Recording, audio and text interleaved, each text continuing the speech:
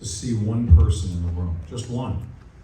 But to see two people here tonight who are my friends and colleagues and family, those that we do business with, those are people I've never met before.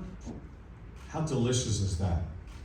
To see 3 people, to see 7 people, to see 20 people, to see over 200 people here tonight, all with a heart for the innocent. We're here for a very, very good reason. We're here because a young man whose name is Kenny, who is in heaven right now, he is the ribs of the umbrella called attitudes in reverse, the ribs of air that Caitlin, their daughter, came up with, the phrase air. So I came up with, it's all about the air that you breathe. Because if we can't breathe air, we can't live. And if we can't recognize that someone else is in pain and that we don't know the path to help them, then we choke and we can't breathe. So I'm lost in admiration for Kurt, for Trisha, for Caitlin. I'm lost in admiration. Right? Let's give them a round of applause, please.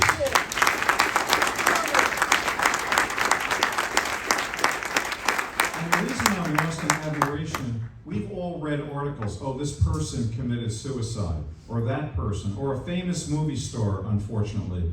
I really have my angst comes up when I see a famous movie star, a football player, or a sports figure, somebody everyone knows, commits suicide. They don't, if I could stop them and say to them, don't do it. No, I want to do it. Don't do it.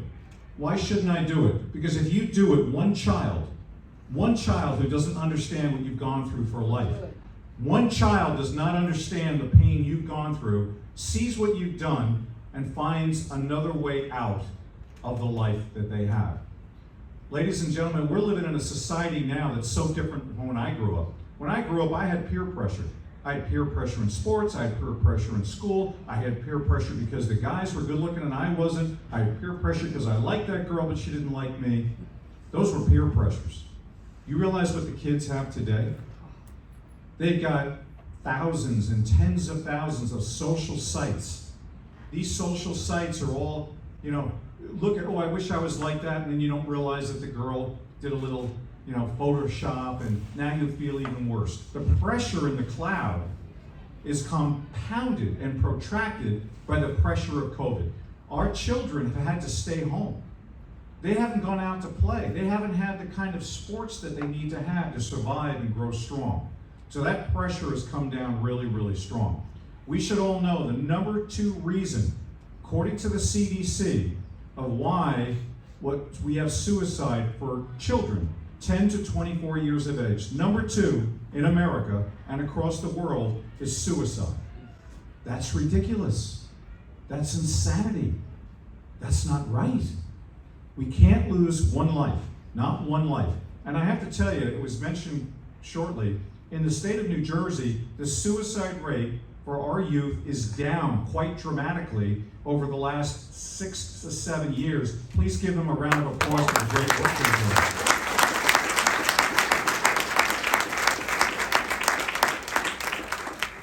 And I say with intense sobriety, confusion has its costs. Confusion has its costs. If a child is confused about its purpose, if a child doesn't know why it's being berated, if a child doesn't understand how to be stronger and better and fit in with the rest of the kids, that confusion has a cost. If a child has anxiety about who I am, what I'm doing, nobody likes me, not even mommy and daddy, that's confusion that has a cost. And certainly if they're suicidal, that confusion is awful. You may also know that the CDC said that actually hospitals over the last 12 to 18 months since the pandemic started for young children is up dramatically year over year. Insurance companies have announced that there is almost a doubling of our youth going into the ER, the ER, emergency room, because they've got intense problems here. So we need to recognize how we can help others, how we can help our youth. Last data point on there is the spirit of self-sacrifice. Do you understand it's late, you've all worked all day long, you're tired, You were kind enough and generous enough to stay for the back end of the presentation. It had been easy to leave. Hey, I'm tired, I'm going home now. But you stayed.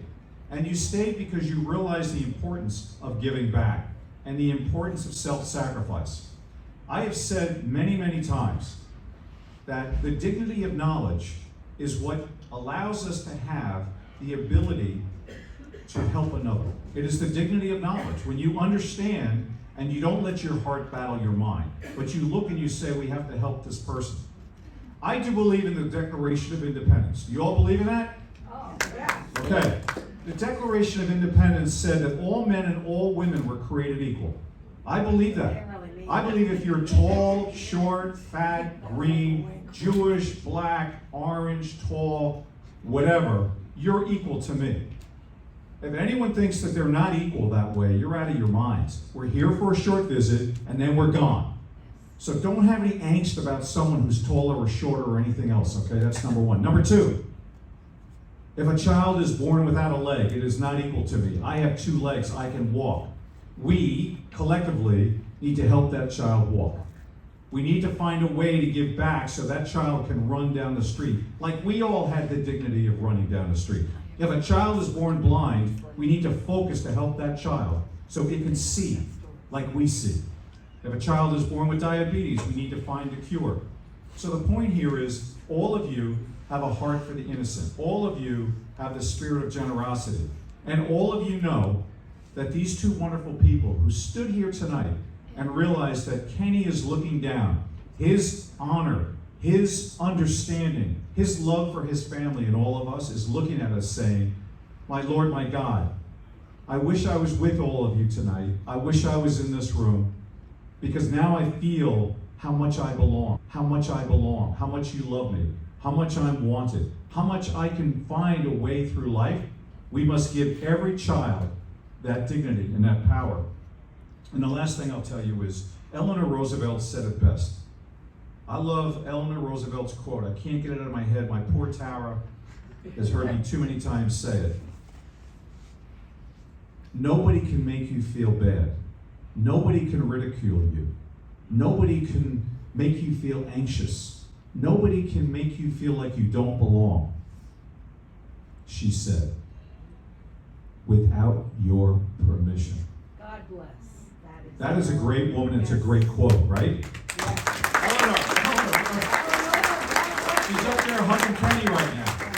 Nobody can make you feel bad. Nobody can insult you. Nobody can belittle you. Nobody can make you feel like you do not belong unless you give them permission.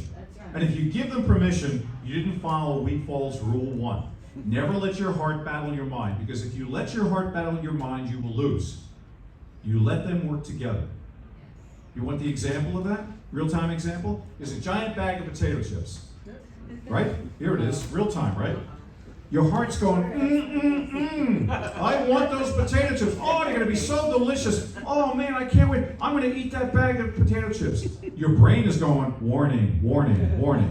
If you eat those potato chips, you're going to become a tubby tuba, and you won't be able to put your pants on in the morning. Your heart goes, no, no, no, I want it. And guess what? The 2 battle, and they lose. And you eat the whole bag of potato chips. Guess what? You just lost. So we have to help our children. We have to help our children, not allow their hearts to battle their minds. Help them to be stronger. Give them self-confidence. Give them a purpose. I always like to say that creativity is the only fountain of youth on this planet or in the world. The moment you stop being creative, you're gone. Whether you're young or old, if you're not creative, it means you're not busy and you're not enjoying your life and you're not doing something that makes you happy. So we must help our children to be more creative. Thank you, Trisha. Last week I said, can we have a meeting? Yeah, I'd love to, but I'm in front of 600 people, including children, with our dogs. Can we change it to another time? You bet we can. Forgive me for not being there with you. But Jim Sandusky, my boss, he works me so hard, I didn't have time to come out and have some quality time with the kids. Round of applause for Jim Sandusky for working hard.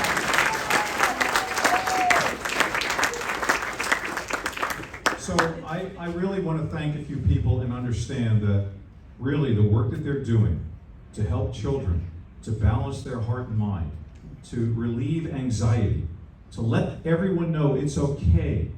You're okay. I'm okay. You're okay. Life is good. And to make sure that they have their place in time. Every child is an angel from heaven.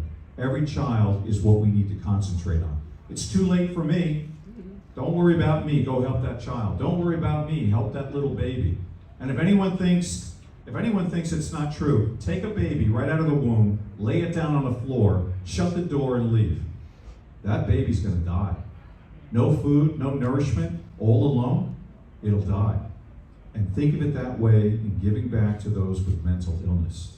Young children who have anxiety, who don't understand it. They're not sitting around reading a book about mental illness. They're living in their moment. Their heart has battled their mind. Their pressure on the internet. Their pressure from peers. They're not understanding. They have no creativity. They have nothing special for themselves. We must help those people. So I must say, number one, I'd like to thank my wife, Frances Ann Weedfald. She has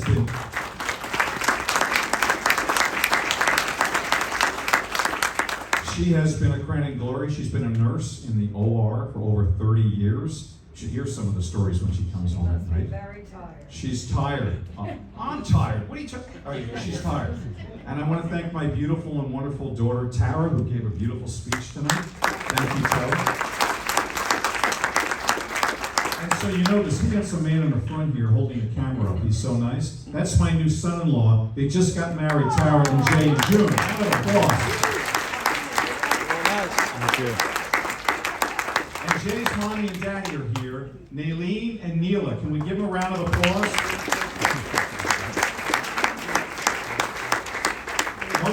Mostly I want to thank all of you for being here tonight, for your donations that you've made, for the quality time we had, laughing and smiling. Man, I came in here, everyone's laughing and smiling and eating and drinking and enjoying life and enjoying the air that we breathe and enjoying the purpose of Attitudes in Reverse, to make sure that no child has not read the quote from Eleanor Roosevelt. No one can make you feel bad. No one can make you feel anxious without your permission. And I really want to applaud Kurt and Trisha. You know, I said I'm lost in admiration. There were many people, and I'm sorry, and God bless them and their families, who have lost a child because of suicide. But they didn't do what they've been doing. They didn't create an organization called AIR. And I called Kenny's AIR, because I got so into Kenny. That's why I wrote that song and composed it, all the words, and I asked Trisha for the photos because, man, it was so heartfelt. So forgive me if I looked a little like 1970 whatever, but it just was all from the heart. It just got me in the moment to think about it.